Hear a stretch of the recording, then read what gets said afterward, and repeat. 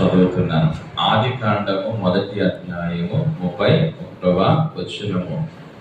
దేవుడు తాను చేసినది యావత్తును చూచినప్పుడు అది చాలా మంచిదిగా నుండెను. అస్తమయమును ఉదయమును కలగగా 6వ దినమాయెను. దేవునికి స్తోత్రం. హల్లెలూయా. పిల్లరా, ఈరోజు మనం నేర్చుకునే మాట ఈ వచనంలో నుండి ఏంటా మాట అంటే యావత్తు అనే మాట. ఏ మాట అండి? యావత్తు. యావత్తు అంటే ఏంటి అర్థము? మరి సమస్తము అనే అర్థం. ఎవ్రీథింగ్ అనే మాట ఇంగ్లీష్ లో మరి బైబిల్లో రాశాడు. ఎవ్రీథింగ్, యావత్తు. ఇక్కడ దేవుని యొక్క వాక్యంలో మన జీవితంలో ఆత్మీయముగా మనము ఏ విషయాలలో మనము యావత్తు చేయాలో, ఏ విషయాలలో మనం యావత్తు దేవుని సన్నిధిలో చేయాలో మనము ఈ రోజున కొన్ని విషయాలు నేర్చుకుందాం. ఇక్కడ మనం చూస్తే మన దేవుడని యెహోవాను గురించి మనం చూస్తున్నాం. ఏంటి ఆయన ఏం చేశాడంట? దేవుడు తాను చేసినది యావత్తు చూచినప్పుడు అది చాలా మంచిదిగా ఉండెను. హల్లెలూయా. మొదటి మాట ఈరోజు మన వాక్యంలో, మన యొక్క అంశంలో మొదటి మాట ఏంటంటే మనం చేసేది యావత్తు ఏమై ఉండాలంటే మంచిదిగా ఉండాలి. మనం చేసే యావత్తు కూడా ఏమై ఉండాలి? మంచిది. మనం ఏది చేసినా అక్కడ దేవుడంట తాను చేసిన యావత్తు కూడా చాలా మంచిదిగా. ఆ మాట మనం గమనించినట్లయితే మంచిదిగా అనలేదు. ఎలాగన్నాడు? చాలా మంచిదిగా. ఏమండి? మంచిది అనడం ఒక అర్థము, చాలా మంచిది అనేది ఒక అర్థం. ఏమండి? సో యేసు ప్రభు వారు లేక దేవుడిని యెహోవా ఆయన చేసినది యావత్తు కూడా ఏంటంటే చాలా మంచిది. మంచిది. ఈ రోజున మన జీవితంలో మనం చేసేది అంతా కూడా, మనం చేసే ప్రతి పని కూడా మంచిదేనంటారా? అన్ని మంచి పనులే చేస్తున్నామంటారా? మనము చాలా చెడ్డ పనులు కూడా చేసేవారంగా ఉంటాం. దేవునికి ఇష్టమలేని పనులు చేస్తాం. మనం అనుకోవచ్చు, నేను చేసేదంతా చాలా మంచిది, నేను చేసేదంతా చాలా కరెక్ట్, నేను చేసేదంతా చాలా మంచిది అని మనం అనుకోవచ్చు. అయితే దేవుని యొక్క సన్నిధిలో మన జీవితంలో పిల్లరా ఇక్కడ ఏమంటున్నాడంటే మనం చేసే యావత్తు కూడా ఏమై ఉండాలంటే చాలా మంచిదిగా ఉండాలి. మంచి వాటిని మనం చేయాలి. కాబట్టి ఏది పడితే అది చేయకూడదు. ఏది పడితే అది మనం చేయడానికి దేవుడు మనకు అవకాశం లేదు. మనం చేసేది మంచిదా కాదా, మనం చేసే పని దేవునికి ఇష్టమా కాదా, మనం చేసేది దేవునికి నచ్చిందా లేదా అని మనం చేసేది మంచిదిగా ఉండాలి, యావత్తు కూడా. అందుకని ఈరోజు మొదటి మాట దేవుడు చెప్తున్న మాట, మనం చేయున్నది యావత్తు కూడా మంచిదిగా ఉండాలి అంటా ఉన్నాడు. ప్రియులారా, ఒకవేళ మన జీవితంలో మనం చేసినవి దేవునికి దుఃఖాన్ని కలిగించి, బాధ కలిగించి, వేదన కలిగించి, నొప్పించి, చెడ్డవి ఎన్నో చేసి దేవుని ఇబ్బంది పెట్టిన వారమైతే ప్రభువా నన్ను క్షమించి ఇక మీదటైనా నేను చేసేది యావత్తు కూడా ఏమై ఉండాలంటే మంచిదిగా, ప్రతిదీ నేను మంచిది చేయాలి ప్రభువా అని మనము ప్రార్థించవలసిన అవసరత ఉన్నది. బైబిల్ గ్రంథంలో కొంతమంది చేసినవి మంచివి ఉన్నాయి, కొంతమంది చేసినవి చెడ్డవి ఉన్నాయి. ప్రియులారా, వారు చేసిన పనిని బట్టి ప్రభువు నీవు చేసిన పని ఏమిటి అని అడిగేటువంటి పరిస్థితి వచ్చింది. ఎందుకంటే వారు చేసినది దేవునికి నచ్చలేదు. అందుకే మొదటిగా మనం చూస్తే కయ్యేను తన తమ్ముడైన హేబేలును చంపివేసినప్పుడు ప్రియులారా, కయ్యేనుతో ప్రభు చెప్పిన మాట మనం ఆదికాండం 4వ అధ్యాయంలోనికి వచ్చినట్లయితే కయ్యేనుతో ప్రియులారా ప్రభు అంటాడు కదా, ఏమని? మరి 5వ వచనం 4వ అధ్యాయం. కయ్యేను అతని అర్పణను ఆయన లక్ష్య పెట్టలేదు కాబట్టి కయ్యేను మిక్కిలి కోపం వచ్చి తన ముఖమును చిన్నబుచ్చుకునగా, యెహోవా కయ్యేనుతో నీకు కోపమేలా, ముఖము చిన్నబుచ్చుకుని ఉన్నావేమి, నీవు సత్క్రియ చేసిన ఎడల తల ఎత్తుకునవా, సత్క్రియ చేయని ఎడల వాకిట పాపము పొంచియుండును, నీ ఎడల దానికి వాంఛ కలిగిన నీవు దానిని ఏలుదవు అని ప్రియులారా. ఇక్కడ మనం చూసినట్లయితే వాక్యంలో మనం చూసినప్పుడు ప్రియులారా ప్రభు అంటా ఉన్నాడు, ఇదిగో కయ్యేను నీవు చేసిన పని ఏమిటి? ఏమండి, నీవు చేసిన పని ఏమిటి? నీవు సత్క్రియ చేసిన ఎడల తల ఎత్తుకొనవా. హల్లెలూయా. కయ్యేలు చేసిన పని కయ్యేలుకు మంచిది అనిపించింది, కానీ దేవునికి అది మంచిది.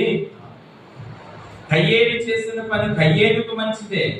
కయ్యేలు అనుకుంటున్నాడు తన తమ్ముడైనటువంటి హేబేలు అర్పణ ఇచ్చాడు దేవునికి, నేను దేవునికి అర్పణ ఇచ్చాను. అయితే కయ్యేలు అర్పించినటువంటి అర్పణ అది సరైన మనసుతో అర్పణ అయినా అర్పించలేదు. కయ్యేలు అర్పించు వాటికంటే అర్పించు మనస్సు ముఖ్యము అని పిల్లల పాట రాశారు కదా. సో కయ్యేలు యొక్క అర్పణ దేవుడు అందుకే ఏం చేయలేదు, లక్ష్య పెట్టలేదు. మనం కూడా చాలా సార్లు దేవునికి చాలా ఇచ్చేస్తున్నాం, ఏమండి అర్పించేస్తున్నాం అనుకుంటాం, కానీ ఏ మనస్సుతో నువ్వు ఇస్తున్నావు?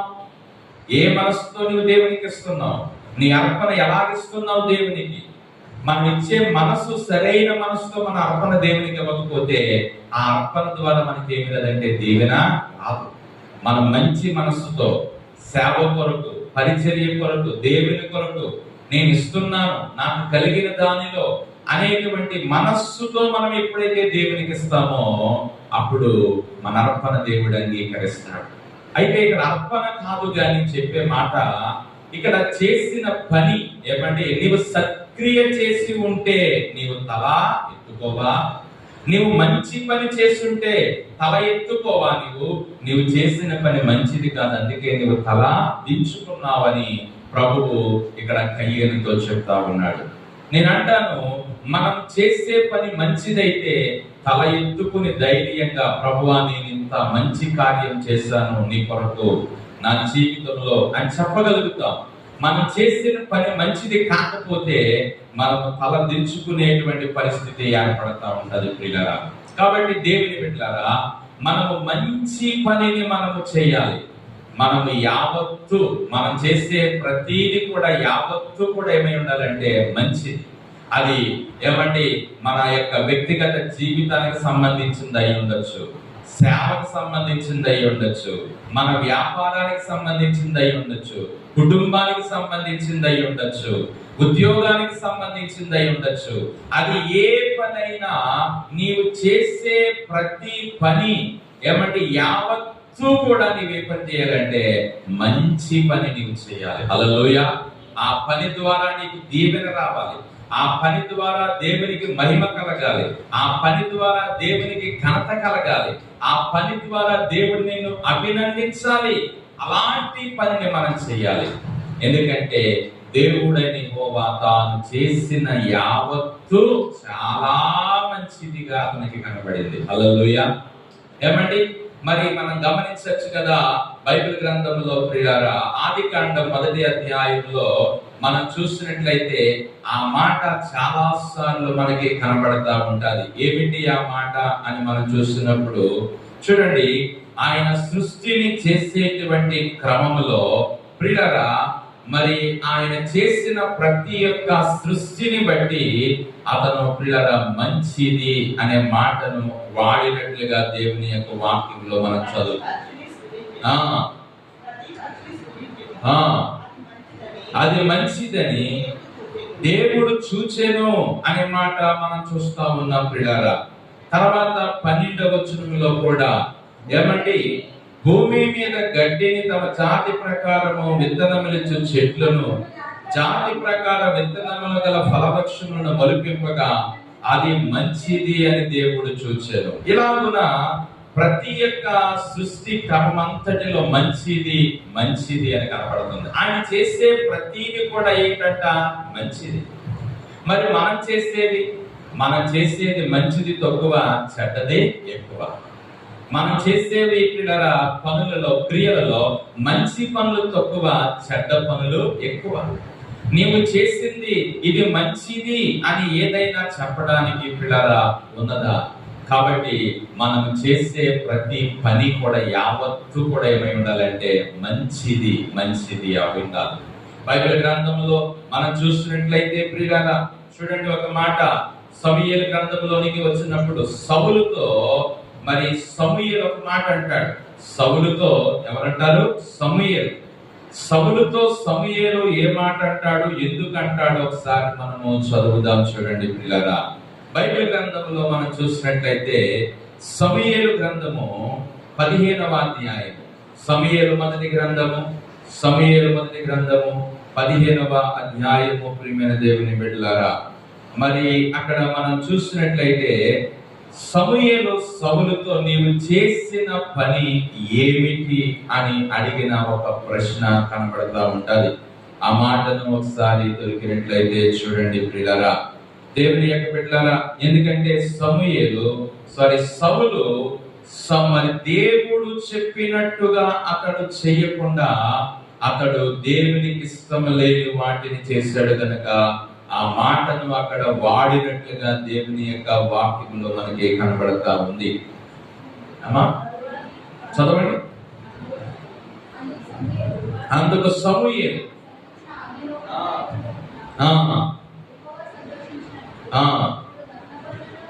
ఆ మాట కాకుండా నీవు చేసిన పని ఏమిటి అనే మాట.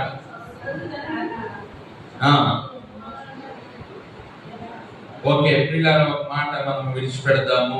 ఒకవేళ అది మనకు దొరికినట్లయితే మనం చూద్దాం. ఎగ్జాక్ట్ గా మాట ఉంటది. ఏమనంటే నీవు చేసిన పని ఏమిటి అనే మాట. ఎందుకు అనంటే మరి దేవుడు సౌలుతో అమాలేకీయులకు సంబంధించినవన్నీ కూడా ఏం చేయమంటాడంటే పిల్లల అతడు నాశనం చేయమంటాడు. నాశనం చేయమంటే అతడు నాశనం చేయకుండా కొన్నిటిని విడిచిపెడతాడు.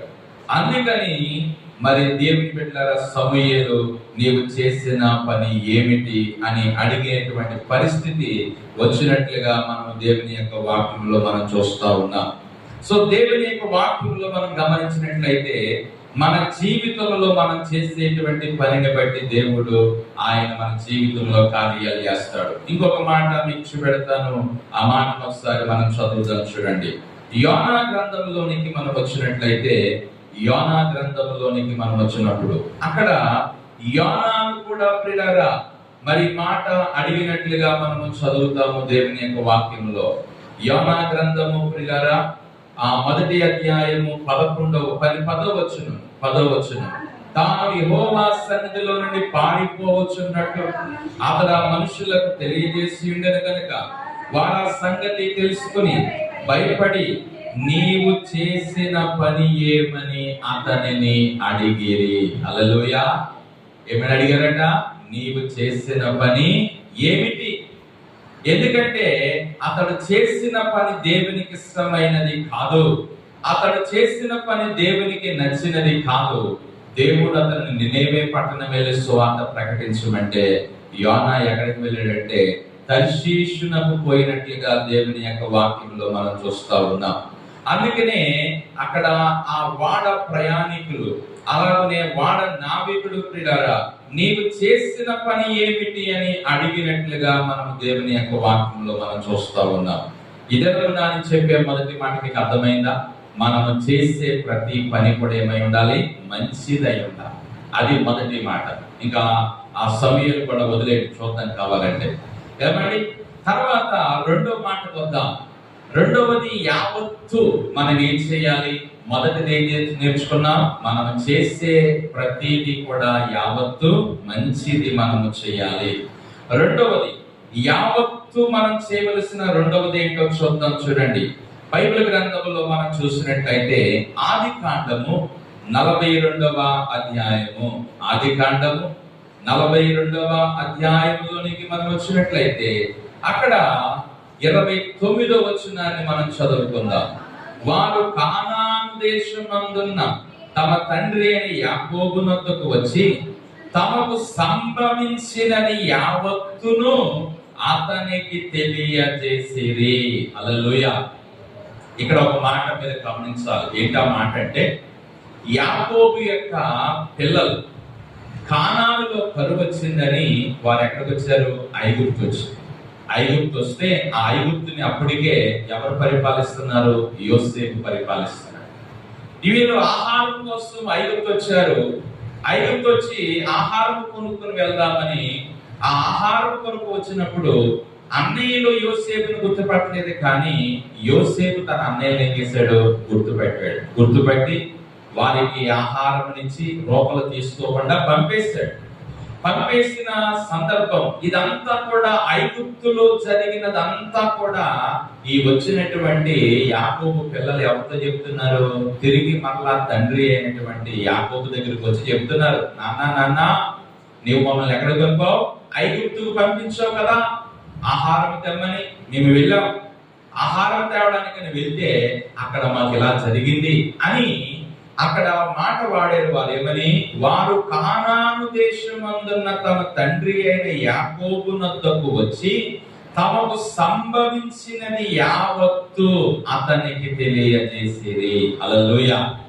ఇందులో ఉన్న ఆత్మీయ అర్థం ఏంటంటే, మనం ప్రతీది కూడా మనం ఎవరికి చెప్పాలంటే దేవునికి చెప్పాలి. మనం యావత్తు మన జీవితంలో జరుగుతున్న ప్రతీది కూడా, కొన్నిసార్లు కొంతమంది మనల్ని అంటారు, అసలు నాకు ఒక మాట అయినా చెప్పలేదు, నాకేం తెలియదు అని కొన్నిసార్లు కొన్ని సంఘటనల విషయంలో మనల్ని మనుషులు అంటారు. అయితే ఇక్కడ యాకోబు యొక్క పిల్లలు తమ తండ్రికి యావత్తు ఎలాగైతే చెప్పారో అలాగే యావత్తు మన దేవునికి మనము చెప్పాలి. ప్రభువా, నా జీవితం ఇది నాయనా, నా సమస్య ఇది ప్రభా, నా అవసరం ఇది నాయనా, నా కష్టం ఇది నాయనా, నాకు వచ్చిన శ్రమ ఇది ప్రభా, నేను ఈ స్థితిలో ఉన్నాను ప్రభా, నేను ఈ పరిస్థితిలో ఉన్నాను ప్రభా అని మనం ప్రతీది కూడా ఎవరికి చెప్పాలంటే మన దేవునికి చెప్పాలి. హల్లెలూయా. అదే ప్రార్థన అని మన ఆత్మీయ భాషలో చెప్పచ్చు. ప్రార్థన అంటే ఏంటంటే మన యొక్క పరిస్థితిని అంతా కూడా దేవునికి చెప్పుకోవడం. ఇక్కడ యాకోబు పిల్లలు కానానులో జరిగినదంతా కూడా ఎవరికి చెప్తున్నారు? తండ్రికి చెప్తున్నారు. వచ్చి కానానులో వారికి జరిగిన యావత్తు వచ్చి తమ తండ్రితో చెప్పారు. ఈ రోజున మనం కూడా మన జీవిత స్థితి అంతా కూడా ఎవరికి చెప్పాలంటే దేవునికి చెప్పాలి. మనుషులకు కాదు. మనం మనుషులకి చెప్తాం కానీ దేవునికి చెప్పం. మనుషులకు చాలా వివరంగా ఇలాగయింది, అలాగయింది, ఇలా జరిగింది, అలా జరిగింది, ఇది పరిస్థితి, అది పరిస్థితి అని మనుషులతో చెప్తాం. మనుషులతో కానీ చెప్పవలసింది ఎవరికి చెప్పాలి? దేవునికి. యావత్తు చెప్పు దేవునికి. మనుషులకు అన్ని చెప్తే వాళ్ళకి తీసుకొచ్చేస్తాయి. చంపేస్తున్నాడు రా బాబు అన్ని చెప్తున్నాడు, వచ్చి బుర్ర పీకేస్తున్నాడు, తలనొప్పి వచ్చేస్తుంది, ఎలా పోతున్నాను, అలాగా ఇలాగా అని మనుషులు అంటారు. కానీ దేవుడైతే అలాగనే వాడు. నువ్వెంత సేపు చెప్పినా ఏమని నీ బాధ, నీ అవసరత, నీ కష్టము, నీ స్థితి, నీ పరిస్థితి నువ్వు ఎంత చెప్పినా ఆయన వినేటువంటి దేవుడై ఉన్నాడు. హల్లెలూయా. అందుకే మన స్థితి అంతా యావత్తు దేవునికి మనము చెప్పాలి. చెప్తే ఆయన మన స్థితికి తగినట్లుగా మన పట్ల కార్యాలు చేస్తాడు. మన జీవితంలో మన స్థితికి తగినట్లుగా దేవుడు కార్యాలు చేస్తాడు. ప్రియులారా, దేవుని యొక్క సన్నిధిలో మనము ప్రతీది యావత్తు దేవునికి మనం ఏం చేయాలంటే చెప్పాలి. బైబిల్ గ్రంథంలో ఈ మాట మీద ఇంకొక వచనం కూడా చదువుదాం. చూడండి, బైబిల్ గ్రంథంలోని ఆదికాండము 45:13 చదవండి. ఆదికాండము 45:13. ఐగుప్తులో నాకు కలిగిన సమస్త ఘనతను మీరు చూచినది యావత్తు నా తండ్రికి తెలియజేసి త్వరగా నా తండ్రిని ఇక్కడికి తీసుకుని రండని తన సహోదరులతో చెప్పి. హల్లెలూయా. ఇక్కడ యోసేపు ఓపెన్ అయిపోయాక, నేనెవరినో తెలుసా? మీ తమ్ముడైన యోసేపు. నన్ను నమ్మేశారు కదా, గోతులో పడేశారు కదా ఆనాడు. ఈ రోజున దేవుడు నన్ను ఐగుప్తు దేశానికి నన్ను ఒక రాజుగా చేశాడు. ఒక అధికారిగా చేశాడు. కాబట్టి అన్నయ్యలారా, ఇప్పుడు మీరేం చేయాలంటే, ఇదిగో ఐగుప్తులో నాకు కలిగిన సమస్త ఘనతను మీరు చూచినది యావత్తు నా తండ్రికి తెలియచేయండి. హల్లెలూయా. నా స్థితి ఏంటో మీరు వెళ్ళి ఎవరికి చెప్పండి? నా తండ్రికి చెప్పండి. చెప్పి ఆయన్ని కూడా నా దగ్గరికి తీసుకురండి. ఈరోజు నేను ఏమంటున్నానంటే, మనము యావత్తు మనం ఎవరికి చెప్పాలంటే దేవునికి చెప్పాలి. మనకు మంచి జరిగినా, మేలు జరిగినా, కష్టం వచ్చినా, శ్రమ వచ్చినా, బాధ వచ్చినా, ఏమి జరిగినా మన దేవునికి మనం యావత్తు చెప్పాలి. చెప్పినప్పుడు ఆయన నీ పట్ల తన కార్యాలు జరిగిస్తాడు, నీ పట్ల ఆయన అద్భుతాలు చేస్తాడు ప్రియులారా. కాబట్టి దేవుని బిడ్డలారా, యావత్తు అనే మాటను మనం ఈరోజు ధ్యానిస్తున్నాము. యావత్తు ఎవరికి చెప్పాలంటే దేవునికి చెప్పాలి. మన యావత్తును దేవునికి చెప్పాలి. చూడండి, నిర్గమాకాండము 18వ అధ్యాయము 8వ వచనం చదువుదాం ప్రియులారా. తర్వాత మోషే యెహోవా ఇశ్రాయేలీయుల కొరకు ఫరోకును ఐగుప్తీయులకును చేసినదంతయు, త్రోవలో తమకు వచ్చిన కష్టము యావత్తును, యెహోవా తమను విడిపించిన సంగతియు తన మామతో వివరించి చెప్పాడు. ఏంటండి, దేవుడట ఐగుప్తులో దేవుడు ఏం చేశాడో, ఫరోకు దేవుడు ఏం చేశాడో, ఇశ్రాయేలుకు దేవుడు ఏం చేశాడో, ఇవన్నీ కూడా మోషే ఎవరితో చెప్తున్నాడంటే తన మామయ్య అయిన యిత్రోతో చెప్పాడట, వివరించి చెప్పాడట. మావయ్య, ఐగుప్తు దేశంలోనికి దేవుడు నన్ను పంపించాడు, ఫరోతో మాట్లాడమన్నాడు, ఫరో దగ్గరికి వెళ్ళి ఇశ్రాయేలును విడిపించమన్నాడు, ఫరో దగ్గరికి వెళ్ళి మాట్లాడడానికి నేను ఎవరినైనా అన్నాను దేవుడిని, అయినప్పటికీ నీవే వెళ్ళాలన్నాడు దేవుడు అని ఫరో దగ్గరికి వెళ్ళమన్న ఆ ప్రియుల స్థితి నుంచి వారిని బయటికి విడిపించి తీసుకుని ఇక్కడికి వచ్చే వరకు జరిగిన విషయాలన్నీ కూడా ఫరో యొక్క మోషే తన మామయ్య యిత్రోతో వివరించి చెప్తున్నాడట. జరిగిన విషయాలన్నీ ఏమండి, దేవుడు చేసిన కార్యాలన్నీ చెప్తున్నాడు యావత్తు కూడా. ఈ రోజున మనము మన దేవుని యొక్క సన్నిధిలో మన యొక్క ప్రతి యొక్క స్థితిని దేవుడితో మనం ఏం చేయాలంటే చెప్పాలి. దేవా, నా స్థితి ఇది, నా పరిస్థితి ఇది, నా జీవితం ఇది నాయన, నా శ్రమ ఇది, నా కష్టం ఇది, నా పరిస్థితి ఇది నాయన అని మనం దేవునికి యావత్తు మనం చెప్పినప్పుడు అండి, అప్పుడు దేవుడు మనల్ని బట్టి ఆయన తన కార్యాలు చేస్తాడు. దేవుని బిడ్డలారా, హల్లెలూయా. ఏమండి, దేవుని సన్నిధిలో మనము యావత్తు చెప్పుకోగలిగిన వ్యక్తి ఎవరైనంటే మన దేవుడే. హల్లెలూయా. మనుషులకు అన్ని చెప్పలేం. ఏమండి, మనుషులకు అన్ని చెప్పలేం. చెప్పుకునే ఉంటాయి, చెప్పుకోలేనివి ఉంటాయి. కానీ మన దేవునికి మన వ్యక్తిగత ప్రార్థనలో మనం యావత్తు చెప్పచ్చు. ఆయన ఇది చెప్పద్దు నాకు, ఇది నాకు చెప్పకూడదనే దేవుడు కాదు.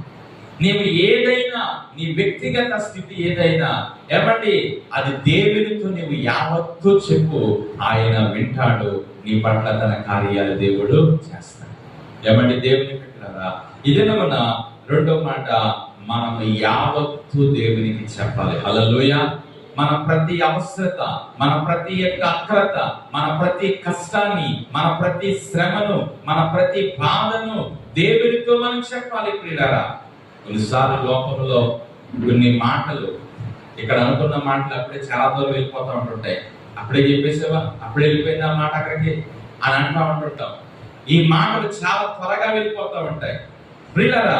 అవి కాదు, మన పరిస్థితి అంతా దేవునికి మనము చెప్పాలి. హల్లెలూయా.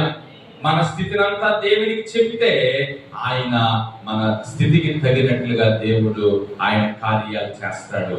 హన్నా తనకు పిల్లలు లేనప్పుడు, తనకు గర్భఫలము లేనప్పుడు ఎవరు ఎన్ని మాటలు అంటున్నారో, ఎన్ని విధాలుగా అవమానపరుస్తున్నారో, ఎంతగా బాధ పెడుతున్నారో, తన స్థితి అంతా వచ్చి ఎవరికి చెప్పిందంటే దేవుడికి చెప్పింది. అయ్యా, నిందలు భరించలేకపోతున్నాను, అవమానాలు భరించలేకపోతున్నాను, నన్ను సూటిపోటి మాట్లాడుతున్నారు ప్రభా అని ఆమె బహు దుఃఖాక్రాంతురాలై దేవుని దగ్గరికి వచ్చి ఏం చేసిందంట? ఏడ్చి కన్నీరు విడిచి తన ఆత్మను దేవుని దగ్గర ఏం చేసిందంటే కొమ్మరించింది అనే మాట అక్కడ ఉంటుంది. హల్లెలూయా. అంటే తన స్థితి అంతా యావత్తు దేవునికి ఏం చేసిందంటే చెప్పేసింది. ఎలా చెప్పుకుంటుందంటే ఆమె పెదాలు కదులుతున్నాయి కానీ స్వరమైన పడతలేదు బయటికి.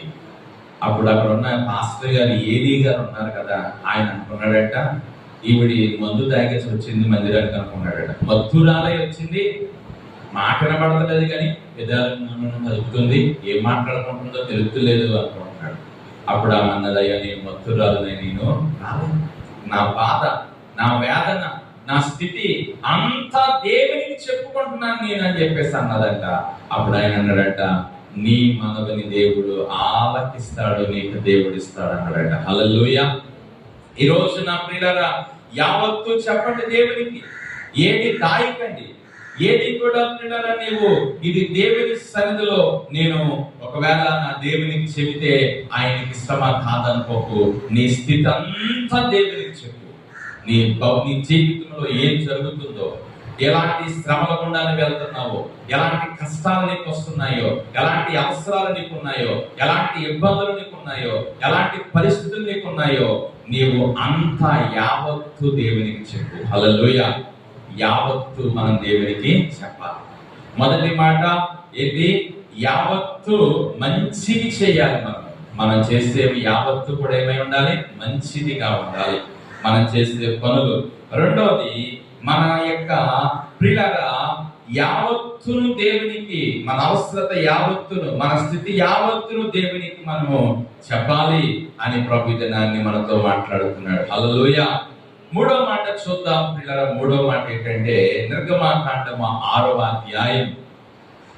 నిర్గమాకాండము 6వ అధ్యాయము 29వ వచనం చదువుదాం ప్రియులారా. యెహోవాను నేను నీతో చెప్పినది యావత్తు నీవు ఐగుప్తు రాజైన ఫరోతో పలకమని మోషేతో చెప్పగా. చాలండి ప్రియులారా. ఇక్కడ ఏమంటున్నాడు ప్రభువు మోషేతో? ఇదిగో నేను నీతో చెప్పినది యావత్తు నువ్వు ఎవరికి చెప్పాలి? ఐగుప్తు రాజైన ఫరోతో పలకమని మోషేతో చెప్పాడు. నేను అంటున్నా మూడో మాట, మనం దేవుని కోసం యావత్తు చెప్పాలి. ఏమండి? దేవుని కోసం అంతా మనము ఈ లోకంలో మనం చెప్పాలి.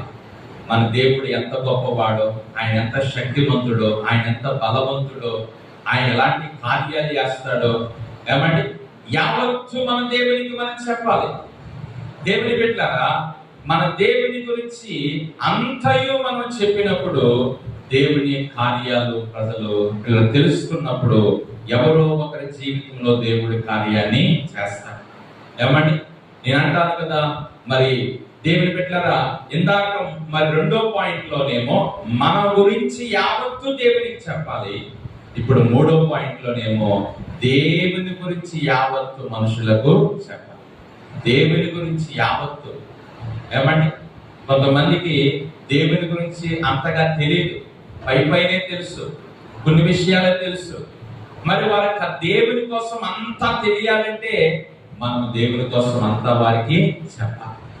మనం తెలుసుకుని నేర్చుకుని యావత్తు దేవుని గురించి మనం తెలుసుకున్నది, మనం నేర్చుకున్నది యావత్తు కూడా మనం లోకంలో ఉన్న మనుషులకు మనము ఏదో విధముగా చెప్పాలి. అప్పుడు వారు కూడా ప్రభు యొక్క విశ్వాసంలోనికి రావడానికి అవకాశం ఉంటుంది. ఇక్కడ మోషేతో ప్రభు చెప్తున్నాడు, మోషే నీవు వెళ్ళి ఫరోతో నేను ఎలాంటి దేవుణ్ణో, నేను ఎంత గొప్ప దేవుణ్ణో, నా శక్తి ఏంటో, నా బలం ఏంటో, నా సామర్థ్యం ఏమిటో, నేను ఎంత ఉన్నతమైన దేవుణ్ణో నీవు వెళ్ళి నా గురించి యావత్తు నువ్వు ఎవరికి చెప్పాలంటే ఫరోతో చెప్పిన వాళ్ళు అన్నాడు. ఎప్పుడైనా దేవుని కోసం ఎవరి కోసం అని మనం చెప్పాము? ఎప్పుడైనా ఎవరికైనా పక్కింటోళ్ళ కోసం, ఎదురింటోళ్ళ కోసం, చుట్టాల కోసం, ఫ్రెండ్స్ కోసం చెప్తా ఉంటాం. ఏమండి? మనం చెప్పేది మనుషుల కోసం చెప్తా ఉంటాం. మనుషుల కోసం చెప్పడం కాదు, దేవుని కోసం చెప్పాలి. రోజుకు కొత్త విషయం చెప్పు దేవుని కోసం. నువ్వు నేర్చుకుని, నువ్వు తెలుసుకుని దేవుని కోసం. ఏమండి? మనం ఆయన గురించి యావత్తు చెప్పాలంటే చాలా సమయం పడుతుంది. ఎందుకంటే మనకే తెలియదు ఆయన గురించి యావత్తు. మనం తెలుసుకోవాలి, నేర్చుకోవాలి. నేర్చుకున్నది మనము అనేకులకు చెప్పాలి. ఏమండి, ఈరోజు వాక్యాన్ని వింటున్నావు, దేవుని మందిరానికి వచ్చి ఏదో కొత్త విషయం తెలిసిందనుకో, నీకు వెంటనే నువ్వేం చేయాలంటే నీ బంధువులకో స్నేహితులకో ఎవరైతే దేవుని మాటలు వింటారో, వారికి ఆసక్తి ఉంటుందో వారికి వెంటనే నీవు ఆ మాట చెప్పాలి. ఈ రోజు వాక్యం ద్వారా ఈ విషయం నేను నేర్చుకున్నాను, ఈ విషయం తెలుసుకున్నాను, దేవుని కోసం ఈ విషయం నేను నేర్చుకున్నాను అని మనం దేవుని గురించి చెప్పగలిగినటువంటి వారంగా మనం ఉండాలి. ప్రియులారా, ఇక్కడ మనం దేవుని వాక్యంలో మనం గమనించినట్లయితే యావత్తు అనే మాట మనము మూడో మాట ఏం చేస్తున్నామంటే మన దేవుని కొరకు యావత్తు మనం చెప్పాలట. చూడండి, నిర్గమాకాండంలో 7వ అధ్యాయము దీనికోసం ఇంకో మాట. నిర్గమాకాండము 7వ అధ్యాయం 2వ వచనం చదువుదాం ప్రియులారా. నేను నీకు ఆజ్ఞాపించినది యావత్తు నీవు పలకవలెను, ఫరో తన దేశములో నుండి ఇశ్రాయేలును పోనీయవలెనని నీ అన్నయ్య అహరోను అతనితో చెప్పును. హల్లెలూయా. ఇక్కడ మోషేతో దేవుడు ఏమంటున్నాడు? నేను నీకు ఆజ్ఞాపించినది యావత్తు నీవు పలకాలి, నీవు చెప్పాలి. ఎవరికి చెప్పాలి? ఫరోతో చెప్పాలి. నేను నీకు ఆజ్ఞాపించినది యావత్తు చెప్పు, నేను నీకు చెప్పినవన్నీ ఫరోతో చెప్పు. ఏమండి అని దేవుడు మోషేతో అంటాడు. యావత్తు చెప్పు. ఏమండి, కొన్నిసార్లు కొంతమందిని మనము ఏదైనా ఒకరి విషయాన్ని ఇంకొకరికి చెప్పమన్నప్పుడు వారి గురించి ఏమైనా కొన్ని చెడ్డగా వ్యతిరేకంగా చెప్తే ఆ మాటలు వారు చెప్తే ఏమనుకుంటారో, వారు బడబడతారేమో, భయపడతారేమో, లేదంటే అంటారేమో అనుకుని మనం ఏం చెప్పమంటే చెప్పం. కానీ ఇక్కడ మోషేతో ప్రభు అంటాడు, నేను నీకు ఆజ్ఞాపించినది యావత్తు చెప్పు ఫరోతో. నా విషయం అంతా చెప్పు నువ్వు ఫరోతో.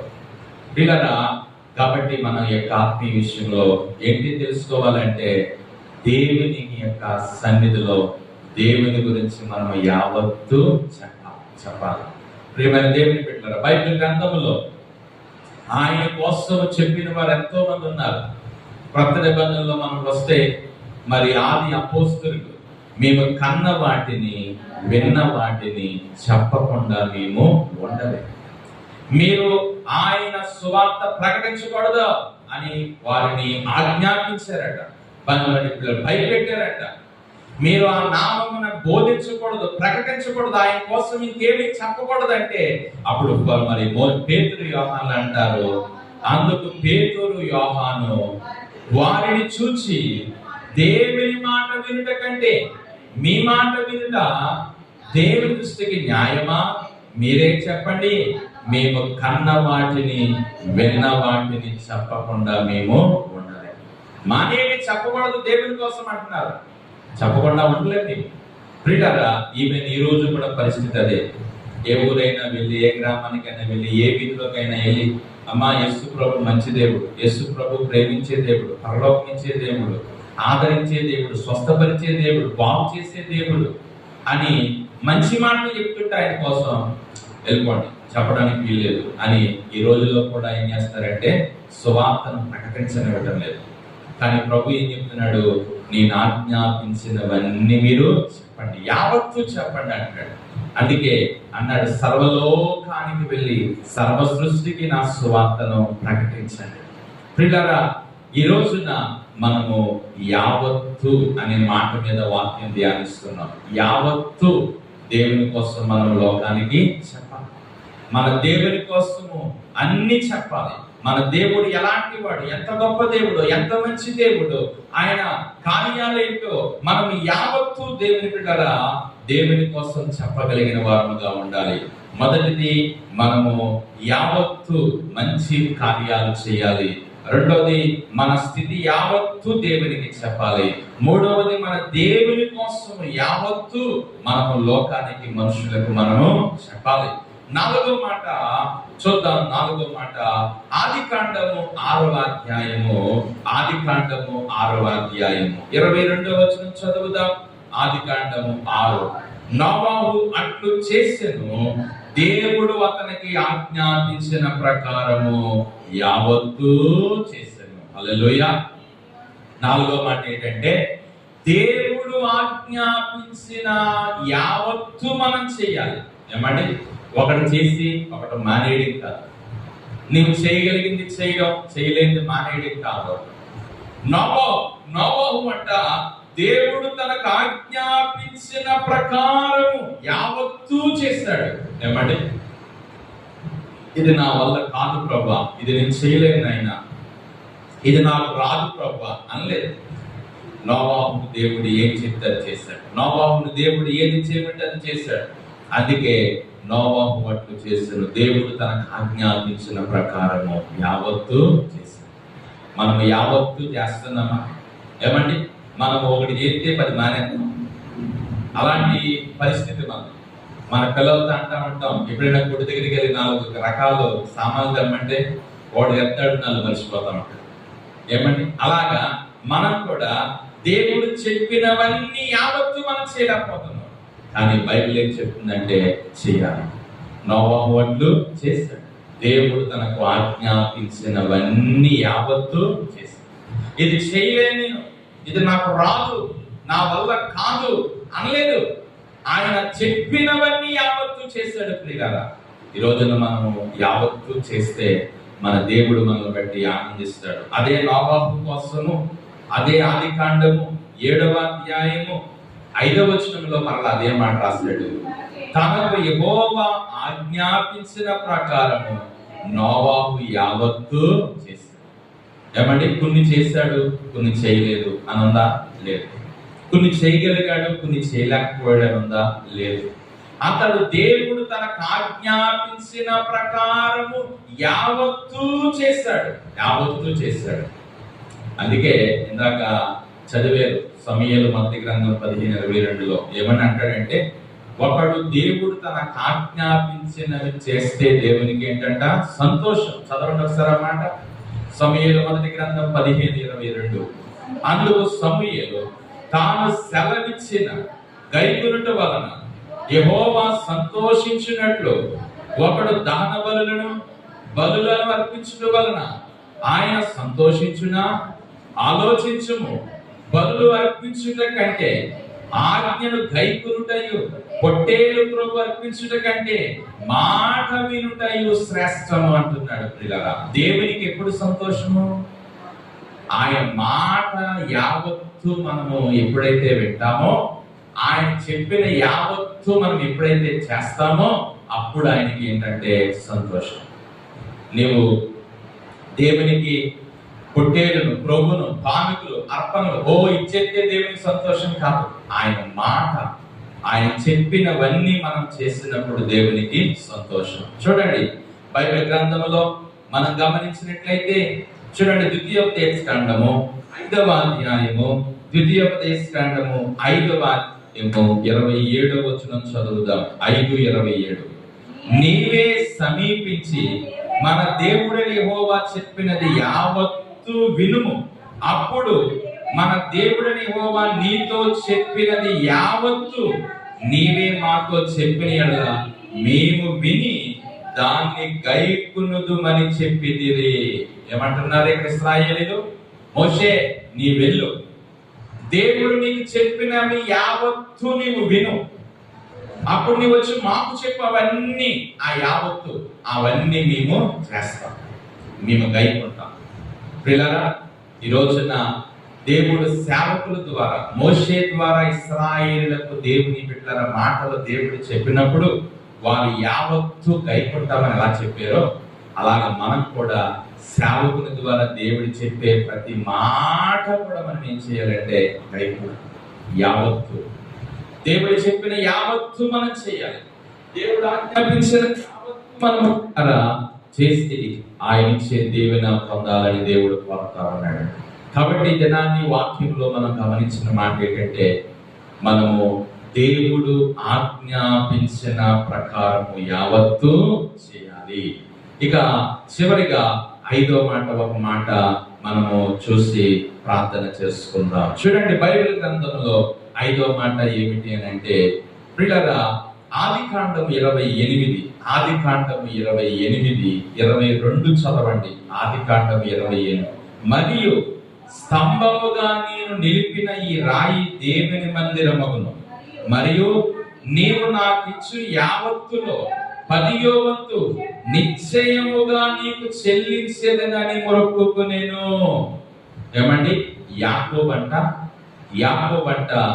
దేవునికి, దేవుడు తనకిచ్చిన యావత్తులో దేవునికి ఏమిస్తారట?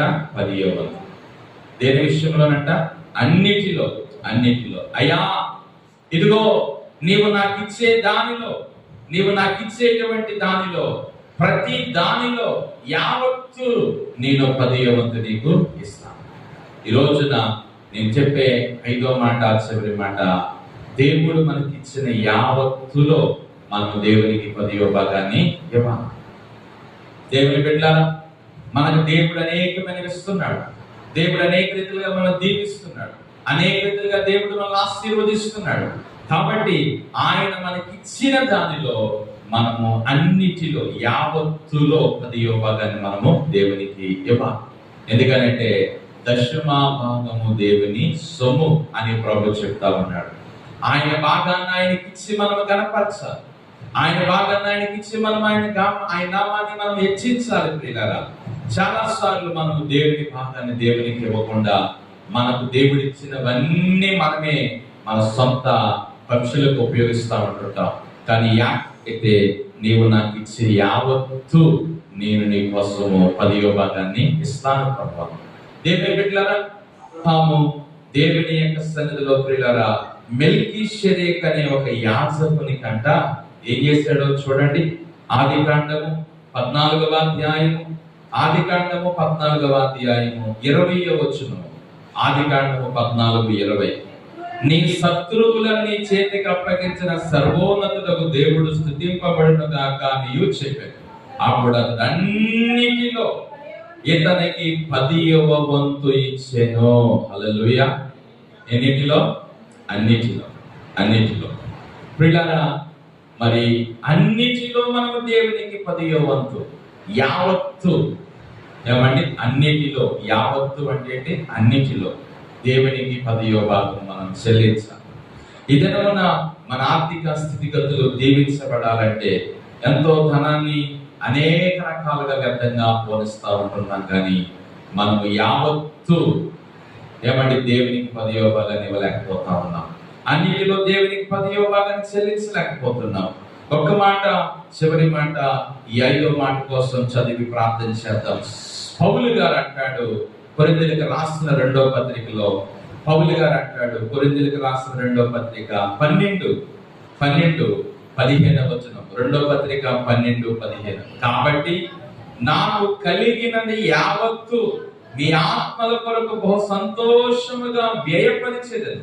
నన్నును నేను వ్యయపరుచుకుందును. నేను మిమ్మల్ని ఎంత ఎక్కువగా ప్రేమించుచున్నానో అంత తక్కువగా మీరు నన్ను ప్రేమింతురా. చూసారా, ఇక్కడ పౌలు గారు ఏమంటాడంటే దేవుని సంఘము కోసం అంట, నాకు కలిగిన యావత్తు మీ ఆత్మల కొరకు నేను బహు సంతోషముగా వ్యయపరుస్తాను. అంటే ఖర్చు పెడతాను. నాకేమైతే ఉందో నేను మీ ఆత్మల కొరకు దాన్ని ఏం చేస్తాను? ఇచ్చేస్తాను, ఖర్చు పెట్టేస్తాను. దేవుని బిడ్డలారా, ఇందులో ఉన్న ఆత్మీయ అర్థం ఏంటంటే దేవుని కొరకు మనం ఎంత ఖర్చు పెట్టినా, ఎంత ఇచ్చినా దానికి రెట్టింపు ఫలమును దేవుడు మనకు ఆయనిస్తాడు. హల్లెలూయా. అందుకే మనం దేవునికి ఎంతైతే ఇస్తున్నామో ఏమండి అదంతా దేవుడు లెక్క చూస్తా ఉన్నాడు. మనం పరలోకానికి వెళ్ళినప్పుడు ఆయన కొరకు మనం ఎంత ఇచ్చామో దేవుడు లెక్క పెడతాడు. ఇదిగో భూమి మీద మీరు ధనమును ఏం చేయకండి, కూర్చుకొనకండి. ఇక్కడ చెమ్మటయు పట్టేస్తుంది, తుప్పు పట్టేస్తుంది. పరలోకములో మీ ధనాన్ని కూర్చుకోండి అని బైబిల్ చెప్తా ఉంది. సో దేవుని యొక్క సన్నిధిలో మన ధనాన్ని దాచుకుందాం. దేవునికి మనం ఇద్దాం. ఏమండి మనం ఇస్తూ ఉంటే దేవుడు మనకి ఇస్తా ఉంటాడు. ఈ రోజున ఈ మాటలు దేవుడు మన వినికిడిలో దీవించి ఆశీర్వదించును గాక.